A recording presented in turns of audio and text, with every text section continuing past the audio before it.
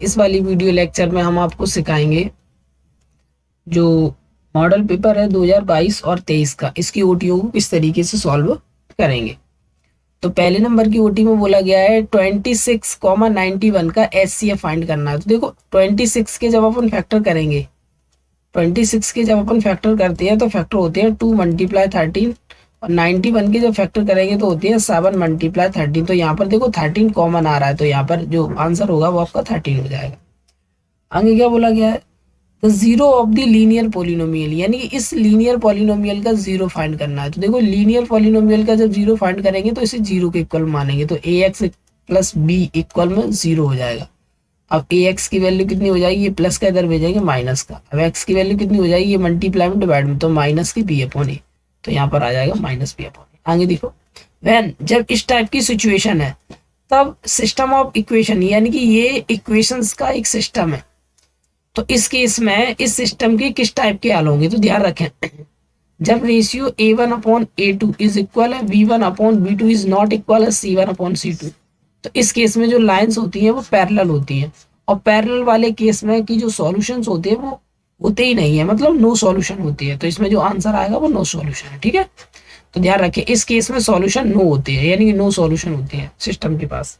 आगे देखें, 4AP, यानी कि ये एपी दी गई है और इसमें कॉमन डिफरेंस पूछा है। तो कॉमन डिफरेंस देखो हर बार में कितना नंबर बढ़ रहा है, 5 नंबर ज्यादा हो रहा है, तो प्लस के 5 हो जाएगी यहाँ पर, ये आंसर सही है। आगे देखो, ये टेंजेंट पी है और पीवी दो टेंजेंट है फ्रॉम ए पॉइंट पी से बनाई गई है सर्कल पर, और जिसका सेंटर ओ है। इंक्लिनेट, दोनों टेंजेंट के बीच जो झुकाव है वो आपका कितना है, 80 डिग्री का। देन पीओ, ये एंगल पता लगाना है। तो देखो वो ये कहना चाह रहे हैं कि ये सर्कल है और ये आपका पी पॉइंट है, यहाँ पर एक टेंजेंट बनाई गई, यहाँ से एक टेंजेंट बनाई गई, एक का नाम पी ए है और एक का नाम पी बी, और ये सेंटर है ओ, ठीक।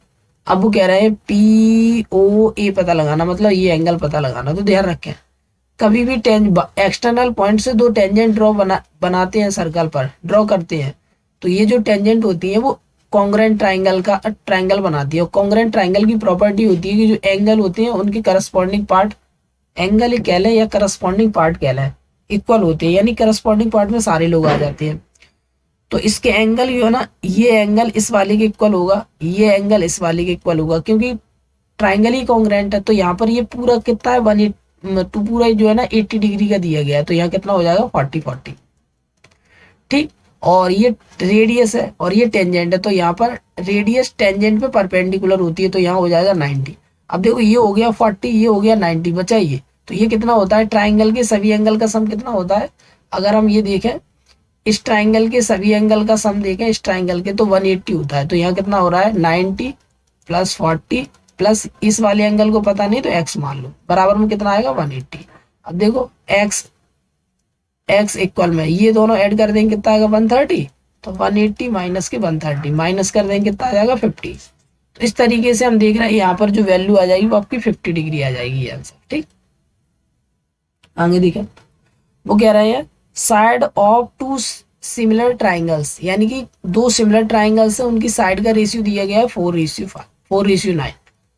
तो these areas of these triangles are in the ratio, तो इन्हीं ट्राइंगल के एरिया का रेशियो क्या होगा। तो ध्यान रखें कि जो एरिया का रेशियो होता है वो साइड के रेशियो के स्क्वायर के इक्वल होता है। तो यहाँ पर अगर हम इन साइड के रेशियो का स्क्वायर कर दें तो वो एरिया का रेशियो मिल जाएगा, तो इसका हो जाएगा 16 और इसका हो जाएगा 81, तो 16:9 आ जाएगा, वो 60:81 आ जाएगा। तो ये आपका, ठीक है। ध्यान रखें पेपर में, क्योंकि जो ट्राइंगल के एरिया का जो रेशियो होता है, ट्राइंगल के एरिया का जो रेशियो होता है वो रेशियो जो है ना साइड के रेशियो के स्क्वायर के इक्वल होता है, ठीक है, ये ध्यान रखें। यानी कि जब साइड के रेशियो का स्क्वायर करते हैं तो एरिया, ट्राइंगल्स के एरिया का रेशियो आ जाता है। तो इसी से हमने इसका स्क्वायर कर दिया तो 16 आ जाएगा, इसका स्क्वायर कर दिया तो 81 आएगा, तो इसलिए ये वाला ऑप्शन सही है। आगे देखें, आगे क्या बोला गया, ऑल ट्राइंगल्स, कौन से ट्राइंगल सिमिलर होते हैं, तो इक्विलेटरल जो ट्राइंगल होते हैं वो सिमिलर होते हैं, ध्यान रखें। Equilateral triangle, equilateral triangle. आगे क्या पूछा है, the distance of a point from the y axis is called, यानी वाई एक्सिस से किसी पॉइंट की जो डिस्टेंस होती है उसको क्या कहते हैं, तो उसको कहते हैं x coordinate, x coordinate, coordinate, ordinate, ठीक है। या इसका एक नाम और है, या कह सकते हैं और कह सकते हैं एब्सिसा भी कह सकते हैं, एब्सिसा, ठीक है। चाहे एक्स कोऑर्डिनेट कह लें चाहे एब्सिसा कह लें।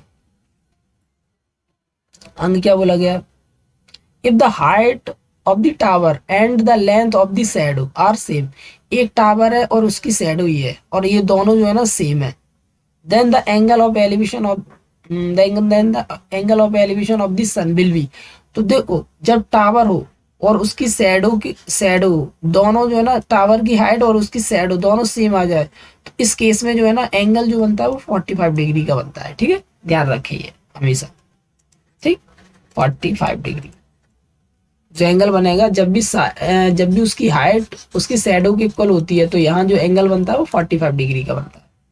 आगे देखिए, ये रिलेशन होता है, रिलेशन ये होता है कि mod equal 3 median minus 2 mean, ठीक, ये याद रख लेना, ये रिलेशन ही है, मॉड मीडियन और मीन में ये रिलेशन है, मॉड बराबर होता है 3 मीडियन माइनस के 2 मीन, ठीक। आगे देखिए,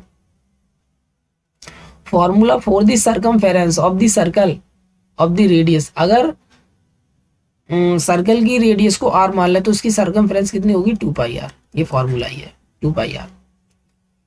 probability of an impossible event is always, कोई भी इम्पॉसिबल इवेंट यानी कि ऐसी इवेंट जो कभी भी होती ही नहीं है, हैपन नहीं होती, नॉट हैपन, तो उसकी जो प्रोबेबिलिटी होती है वो 0 होती है, क्योंकि उसके 0% चांस होते हैं, ठीक है।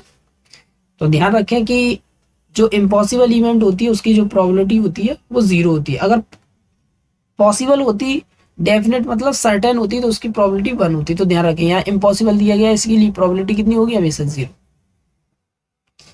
आगे देखें, 1 plus cot square theta formula ही है इसका, इसका होता है कोसेक स्क्वायर थीटा, तो कोसेक स्क्वायर थीटा मतलब एफ वाला ये,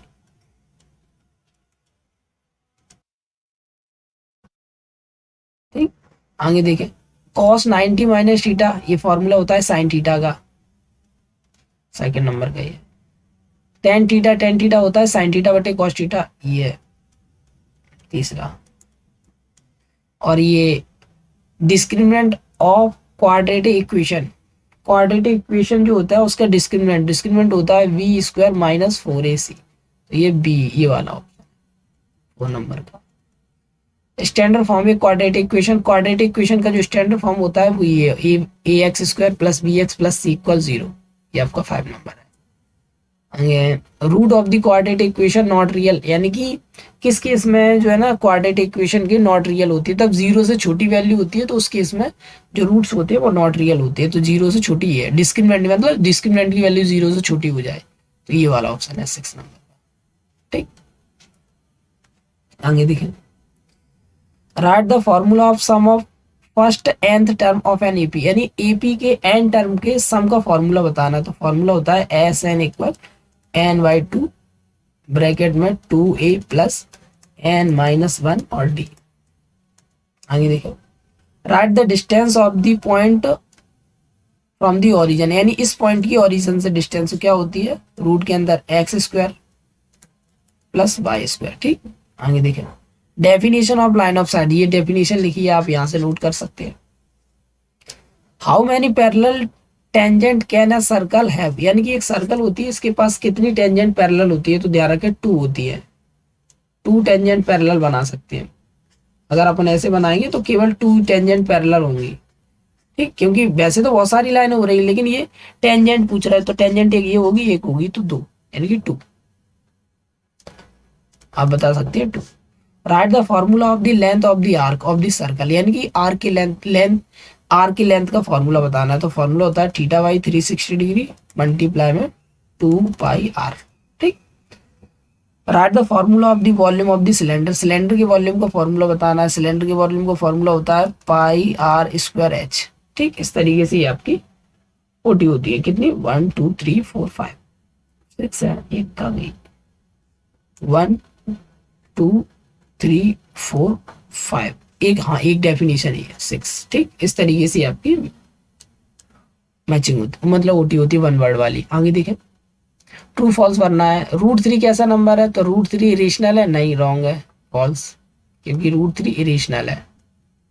आगे देखें, क्या ये सीरीज एपी है यानी अर्थमेटिक है, तो देख लो हर बार में 2 नंबर ज्यादा हो रहा है, तो यस यानी कि ट्रू, ठीक।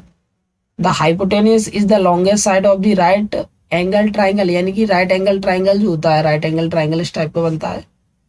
देखो हम यहाँ बना के बता रहे हैं, ये राइट एंगल ट्राइंगल, तो इसमें जो हाइपोटेनियस होती है ये सबसे लॉन्गेस्ट साइड होती है, तो ये ट्रू है, ठीक है। राइट एंगल ट्राइंगल में जो हाइपोटेनियस है जो सबसे लॉन्गेस्ट साइड होती है। आगे देखिए,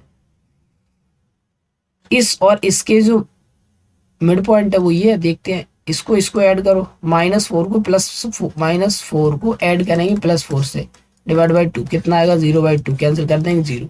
ऐसे 6 को इससे ऐड करो, 6 को माइनस से ऐड करेंगे कितना आएगा 0, तो 0,0 ये ट्रू है, यानी ये इसका मिड पॉइंट है। मिड पॉइंट इन दोनों की ज्वाइन करने वाली जो लाइन है उसके जो मिड पॉइंट कोऑर्डिनेट है वो ये है, सही है, यानी ट्रू है। आगे देखें, the curve surface area of the cylinder, curve surface area of cylinder ये होता है ट्रू है, यही होता है 2πRh। आगे देखें, the probability of an event can also be negative, यानी कि वो ये कह रहे हैं कि कोई भी प्रोबेबिलिटी, कोई भी इवेंट होती है उसकी जो प्रोबेबिलिटी होती है वो निगेटिव भी हो सकती है, तो ऐसा नहीं है, क्योंकि प्रोबेबिलिटी की जो वैल्यू होती है वो हमेशा पॉजिटिव होती है, निगेटिव नहीं होती है, वो भी 1 तक होती है, 0 से 1 तक, उससे बड़ी नहीं होगी, तो यहाँ पर फॉल्स है, ठीक है। तो इस तरीके से ये आपका फॉल्स है, ये आपका ट्रू है, ये आपका ट्रू है, ये भी आपका ट्रू है, और ये आपका ट्रू है, ये आपका फॉल्स है, ठीक। इस तरीके से आपकी ये ओटी फिनिश होती है, ठीक।